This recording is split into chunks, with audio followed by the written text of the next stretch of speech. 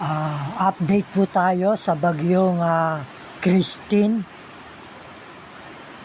October 24, 2024. Ang bagyong Christine ay severe tropical po siya na may bilis na hangin na 95 km per hour diyan po sa Timog Silangan at sa Isabela.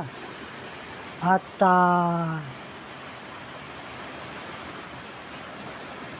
bukas po ng Friday afternoon, aalis na po ang bagyong si Christine.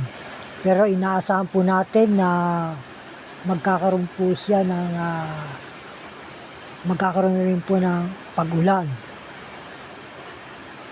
Ito pong bagyong to ay malawak po ang sakop nito at magkakaroon naman po tayo ng panibagong bagyo na manggagaling po sa Mindanao.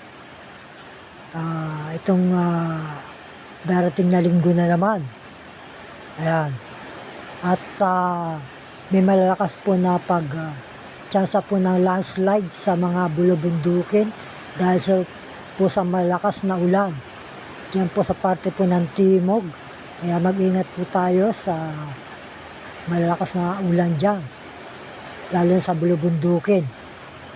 Ang metro po ng Alon ay 8.5 ang meter ang alon po sa Northern and Southern Luzon.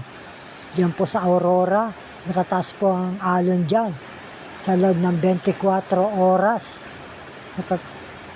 matataas po ang alon dyan sa loob ng 24 oras. Kaya wag po tayo maglayag yung mga sasakyan pang dagat. Ayan po. At inuulit ko bukas po sa ang bagyong bukas po ng Biyernes afternoon, alis na po ang bagyo. Mga 12:13 AM yan. At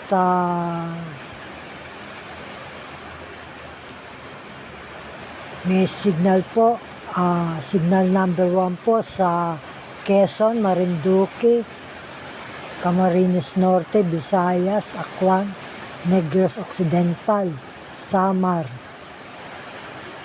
Leyte. Signal number 2 naman po sa Ilocos Norte, Ilocos Sur, Babuyan Island, sa Bataan, Manila, Central Luzon, Cavite, Rizal, Quezon City. Signal number 3 naman po sa Abra, Benguet, Aurora, Nueva Ecija, Tarlac, Pangasinan. Ayan po ang update natin sa bagyong Christine.